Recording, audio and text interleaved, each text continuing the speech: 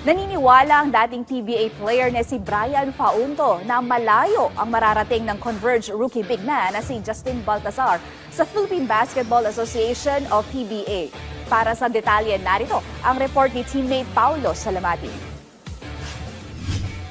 Siguro magiging superstar din siya. Isa si PBA Season 49 overall top pick Justin Baltazar sa mga rookie big man na tinututukan ngayon sa liga, na unti-unting nagpapakitang gilas sa mga nakalipas na laro sa ilalim ng Converge Fiber Xers ngayong Commissioner's Cup.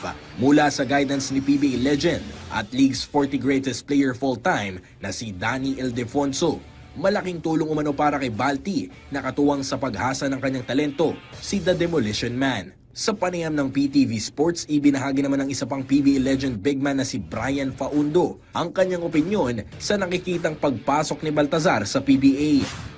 Like siguro the next Junmar Pardo. Kasi si Justin tangkad, magaling mag-dribble, may tira sa labas, pwede siyang tumira sa 3 points. Sobrang laking factor ni Kuya Di. Siguro may nagawa siyang Junmar. Siguro next level naman isang Justin Baltazar na dominante sa loob, kayang maglaro ng labas. So, yun, magandang competition sa kanya. At saka, sobrang laking factor ni Kuya Di kay Balti. Isa si Baltazar sa mga naging dominanteng player ng Pampanga Giant Lanterns sa mga nagbuhat upang makakuha ang kanilang kuponan ng ilang titulo sa Maharlika Pilipinas Basketball League at hinirang bilang first back-to-back MVP ng liga noong nakarang taon. Dahil dito, nagbigay rin ng opinyon si Faundo kung hinug na ba si Baltazar para makipagsabayan sa PBA. Yes, kasi marami ring bigs na maayos sa MPBL. At the same time, nakapaglaro na rin yata ng Korea ba yan?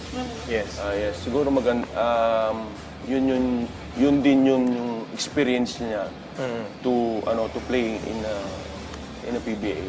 Tsaka magandang nilalaro niya ngayon na medyo nakukuha niya na yung rhythm niya. Sa magandang ipinapakita ng Fiber Xers ngayong season na may kasalukuyang 6-3 win-loss record, may chance ang makapasok ang kanilang koponan sa playoffs na kung saan inaasahan si Baltazar na magbibigay ng malaking impact sa team sa mga susunod pa nilang laban. Paulo Salamatin para sa Atletang Pilipino sa Bagong Pilipinas.